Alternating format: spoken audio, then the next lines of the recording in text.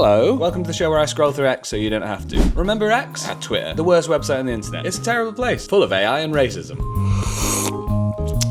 Everyone's so angry at Tesco. Breaking news, Tesco refusing to use the word Christmas on any product. Boycott Tesco. Tesco haven't written Christmas anywhere in their shops. Tesco Club Card app. It's a Christmas section there. Here's a picture I took of a Tesco in Southwark the other day. Unacceptable. Can you believe that? Not a single mention of Merry Christmas, because there are two of them. I posted that on Twitter and lots of people missed the joke. I thought it was an obvious joke. Lots of people missed it. This is happening so much. It's almost as if it's like a manufactured rage bait sort of narrative just to get you clicking on it and isn't real. Twitter's now just full of people doing exactly this. This is a little boy called Rob. You've stuffed yourself with turkey, gorged on mince pies, destroyed the cheese board and are acting all posh with your cafetiere when the host asks, would anyone like a slice of top iced fruitcake? What happened to Christmas? You're a top iced fruitcake. I think it's amazing that all of the things this person has listed, they don't have Christmas in them. You can just call things an iced fruitcake because it's an iced fruitcake. It's got fucking holly on it. And I wonder how much Tesco's sales have been impacted positively after this, because one thing that everybody is saying in every single one of these posts is Tesco. And if I was in charge of Tesco, if I was David Tesco, I would say, let's omit Christmas from everything, because then all these idiots, I'm gonna say idiots, they won't like saying that, they'll say that I'm being anti-patriotic. If you're falling for this sort of rage bait, you're a bit of an idiot. I think I would just be like, let's just get rid of Christmas from things. And then they would say, the team I'd be working with would be like, oh, did you know actually we've called them evergreen trees or fir trees for a long, long time. You can prove that by old bits of packaging that people have. And I'd go, that doesn't sound like it helps my argument, so I'm going to ignore that. There are loads of fucking Merry Christmas signs in Tesco. So many. This is a little boy called Henry. For the attention of all UK retailers, these are Christmas trees. Christ's Mass is a shortened version of the Old English term Christes Maes. Perfect pronunciation. This phrase means Mass of Christ and was first recorded in 1038. The evergreen tree has been associated with Christianity since the 16th century. Tesco, it's a fair question to ask why you're undermining this ancient Christian tradition. And they're undermining that by selling Christmas trees. It makes me think that doing this series is a bad idea, because I'm just further sharing and like contributing to this fucking stupid narrative. Brexit basist, one name. Oh, this might be satire. Don't get tricked, Will. Don't get tricked. Is it satire? Is it real? Not followed by anyone I'm following. Usually there's some snowflake. Oh no, okay. This guy tweets like it's poems. I remember Christmas. Union Jack emoji. Shops playing Christmas songs. Still happens. Singing Christmas carols in the street. Still happens. All shops with Christmas decorations. Every high street decorated with Christmas lights. TV full of Christmas programs. Now it's hardly mentioned. The result of failed multiculturalism. I'm looking out my window right now and I can see Christmas decorations. There's Christmas decorations everywhere. This is a lie. It's just a lie. Dear Tesco, I spend an average £100.50 a week at your stores, so after holidays I get my weekly shop approx 49 weeks of the year. Therefore I spend approx 7,350 a year at Tesco. As you've dropped the word Christmas and offended me, I will be dropping you. Okay. Tesco annual sales. 69.92 billion. Fiscal year ending February 25. I reckon they'll do alright without your £7,000, mate. As one of the largest landowners in the country, I think they'll be fine without your £7,000. I also have a suspicion that the more you say Tesco, the more people think about Tesco and the more people shop at Tesco. In fact, I went into a Tesco the other day specifically because I wanted to see if there's a Merry Christmas thing. And what did I buy there? I bought some fucking tofu. I bought some firm tofu and I brought it home. I put a spice rub and some corn flour on it and I ate it. Do you know what those spices were? They were foreign. They were from places like India and Pakistan, and they were amazing. That's what you've done by you posting about Tesco. You made me go to the world food section of Tesco and I bought some masala crunch. I bought some lemon and chili crisps. They were really delicious and I'll go back. And I wasn't going to do that before because I've never really liked Tesco. I've always sort of liked Sainsbury's more for some reason. I don't know why. I think it's because I used to go there with my mum and I have fond memories of shopping with my mum. But now I'm going to go to Tesco. Every time they take Christmas out of something, I'm going to fucking go there. I'm going to buy all the items that you don't want me to buy. I'm going to buy an evergreen tree. I'm going to buy a top iced fruitcake. And I'm going to share it with one of my gay friends. Happy holidays. What are these people like at Christmas? Because they seem fucking grumpy. But I celebrate Christmas. I love it. It's the most wonderful time of the year, famously. You're the ones who are saying it's not Christmassy. Like, just because it doesn't say Christmas on something. Anyway, this guy, little boy called Alistair, right? Everything's better with the spoon's breakfast. Yes, they're veggie sausages. No pork allowed here in Kabul. Weatherspoons Branch, Kabul. There's no Wetherspoons in Kabul. If you go to the Wetherspoons website, you can pork sausages are standard on the breakfast unless you order the veggie breakfast. He's joking. That's funny. That's a good joke. The Kabul joke is funny, and the second joke of the pork thing.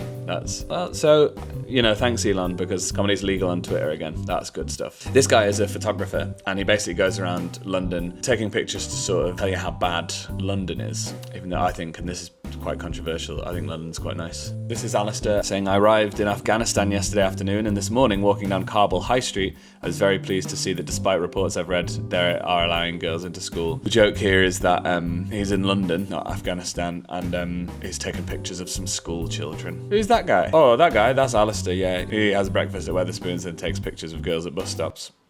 Alistair's my new favourite character on Twitter, I think. Morning, an absolutely gorgeous morning. Morning twice in the same sentence, that's good writing. A bit chilly but beautiful. I've just walked into a different local cafe. There are now about 1 million independent coffee shops along this road that have appeared in the last couple of years. Interesting branding, this one. So, he's in a place called Fuck Coffee. It's a good name. I've been there. Nice coffee, nice staff. That was a bit Trumpy, wasn't it? Nice coffee, nice staff. Then this is just a cute one. He posts of his coffee and his croissant. I think my croissant has been run over. That's my kind of speed. I like that. But then things start to change. Now, he was at a table with no books, and now he's at a table with 2 books. Didn't need to bring my own book to the coffee shop this morning. They've got a wonderful selection of their own. Now, I think he's being sarcastic. I think he's joking because these books are, discernibly woke, I think he's doing another one of his jokes. Now, this doesn't really track with his Kabul joke earlier. He's a comic, he's a comedian, he's trying different things out. That's one bit that he does. This bit is... He then looks at some badges. Oh, look, the coffee shop I'm in today sells badges. If I'm honest, I'm not sure they're designed for me. Now, he's been in that coffee shop enough time to have a run-over croissant, lovely joke, and a coffee. Seemed to move tables, or at least spend enough time to take 2 books and put them on his table, and then look at some badges. And he says this, well, a first for me, I actually had to leave the last coffee shop I was in this morning. The more I looked around, the more I realised the whole place was rammed with propaganda for everything that's totally against my beliefs. Things like badges and croissants. If go woke, go broke really is a thing, I give that coffee shop 6 months. So now I'm here in the next one along the road with some Victorian lemonade. I mean, you didn't leave the coffee shop. You drank your coffee and ate your croissant, which was run over, funny joke, and then you left that's just going to a coffee shop. Also, if you've been into Fuck Coffee, you look at the sign and you go, there'll be vegan options here. There might not be meat options. It's that kind of place. So to pretend that you've left, just stop lying. Everybody on Twitter is just lying all the fucking time. Let's not forget, this is the man who ordered vegetarian sausages at Wetherspoons where pork was available. Silly little boy. Really winds me up. Alistair again taking pictures of strangers in the street like a little fucking creep. The locals look excited to be out grabbing their Black Friday bargains here in Whitechapel. He's written Whitechapel in Bengali, which is a reference to a picture he took a few weeks ago of the Whitechapel tube station sign, which is written in Bengali because there's a big Bengali community in Whitechapel. In fact, I think they're the biggest demographic who live there. To reflect that, they put up a sign also in Bengali. There's an English sign next to it, but everyone forgets about that. I think it's so funny that he's gone onto Google Translate and written Whitechapel in Bengali and then come back into Twitter. He's just sitting at home being like, yes, I think that's what I'll do. I mean, sure, I'm sitting here making a video about it. I've put a microphone on the end of my drink. It's not even a cocktail, it's fucking water because it's 11 a.m. Woke nonsense. Can't even have a proper martini these days because of the Bengalis. There's a fine line between being a photographer and then being a surveillance state little creep. This is my favourite one. A little girl called Julia here. Got a little boy called Philip has said, imagine Britain falls into civil war. You flee, you're looking for refugees. Classic sort of thing. It's like time to get academic. It's like the Strangers Removed speech by a little English guy you might have heard of called William Shakespeare. Probably not even allowed to say his name anymore because of liberals. If there was something happening here and you needed to seek refuge somewhere else, the idea that you'd be like, oh, well, I won't go on a small boat. Yeah, it's a classic thing. Imagine Britain falls into a civil war. And then Julia said, imagine staying and fighting for your country, you lily-livered excuse for a real man. It's a civil war. At least on both sides you would be fighting for your country. To be fair, I'm gonna stay and fight for my country. Against who? My country. My favourite bit of this website, relationship advice from men. Listen guys, this is important. There are some things you can vent to the women you love, and some things you absolutely cannot. Most women are not capable of recognising this. Because it's too threatening to their egos. Don't love them less for that. There are similar things that are extremely hard for us to look at in ourselves too. My advice is to make a meme like this. Only for yourself. Make a meme. If any of your advice involves the words make a meme, bad advice. It's bad unless the advice is how to make people like you less. Don't do that. Listen, you gotta make a meme like this, right? So at the top you write what you're comfortable showing to the public. For this guy, it's probably his junk. This is where watered down safe versions of your beliefs go. The depth of water is an intimacy gradient, so the deeper you go, the truer and more dangerous the expression. What you show to friends, then family, then the woman you love, if she can actually handle it. Then what you only share with the clergy/therapists. And finally, what you only share with God. Brackets, that dark void there at the bottom is worth contemplating, BTW. Dark void? Why you got dark void at the bottom, man? Talk to the therapist before the clergy, I would say. I wouldn't put them as a slash, personally. Anyway, as your love and relationship deepens, you will grow, and you have to let your partner grow. Well, that's actually fine. That's the first normal sentence in the thing. Immediately undermined, though. If the woman you love is becoming more able to be compassionate over time, if you genuinely see evidence that she is able to sit with others while they're in pain without wrapping herself up in that pain, be willing to test a bit more depth with her. What? This is insane. I think this person's even never read about a woman before. I think this man might have never met a person before. If she can handle it without losing respect for you, or later using your vulnerability against you, let her in a little deeper. She may want to go as deep as you let her, far deeper than she is actually capable of going. And this is actually a wonderful and loving thing about her. But don't let her go as deep as she wants. Let her go as deep as you reasonably think she can go. What in the misogyny? That is crazy. You have to trust yourself to know when it's right to go deeper with her. There is, in fact, no one else you can trust with this decision. What about God and the clergy? The clergy therapists? Incredible that this meme that we've created to help our women understand things better because they need help is used the iceberg model, right? Which is where a little bit is showing and then underneath. So the idea I thought was that you were the iceberg, but now apparently you're the ocean and the sky too. Like the void goes all the way down to the bottom. Anyway, I'm going to try this on my wife and I'll let you know how it goes. Hey, if you're a boy on the internet who's watching this, don't get advice from boys on the internet about dating. None of them. Don't listen to any of them. I'd say listen if you want dating advice and you want to date women. Probably listen to women. Bold stance. If you're struggling, help yourself by making a meme. Don't make a meme. Oh dear. And these are the kind of men I'm talking about. When you talk to a woman, she should feel like a lower value individual compared to you.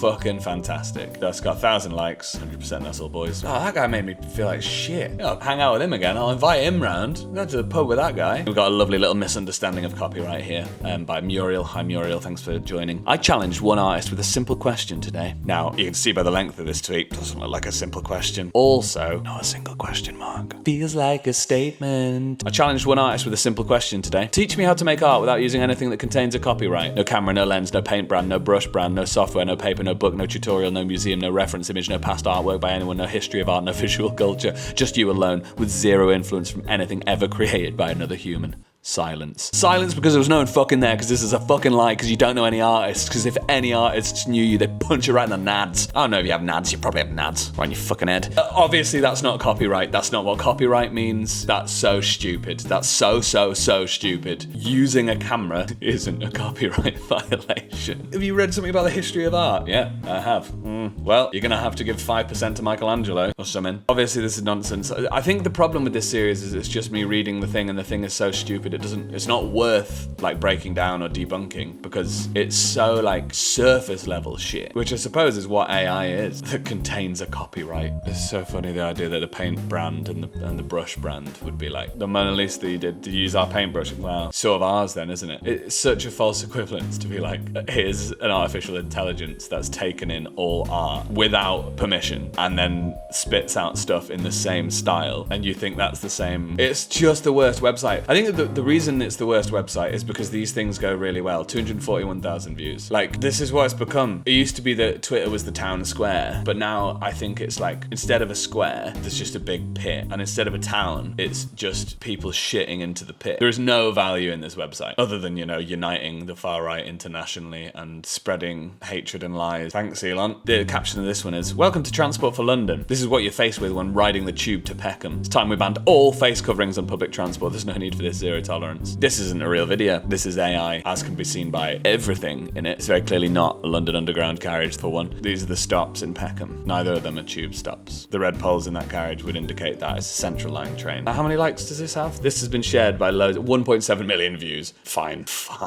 Oh dear. Obviously, aside from the stirring up of hatred against migrants and all that kind of thing, I think one of the worst things that AI has done is given a group of woefully uncreative non-creative and non-artistic people the ability to think that they can make images. And it's made their content go a lot better on websites like X, where there's no sort of value in anything other than shock and controversy. And more people are doing it. It allows people to do shit like this. And if you're wondering what Greg Wallace was up to, he's posting regularly, maybe every day, incredibly substandard cooking videos. But he also, every now and then, he'll just do a little AI pun. Barbecue. That's what Greg's up to. There is real money to be made by just generating controversy and hate for no reason other than to make money. And the people falling for it should feel embarrassed and sad. But anyway, that's what's been happening on X. Please don't download it. Delete it. I should delete it. I don't know why I still have it. I don't know if this is even a good thing to be doing with my time. I don't know. Put up a whole green screen for this, don't I? 'Tis the season of goodwill.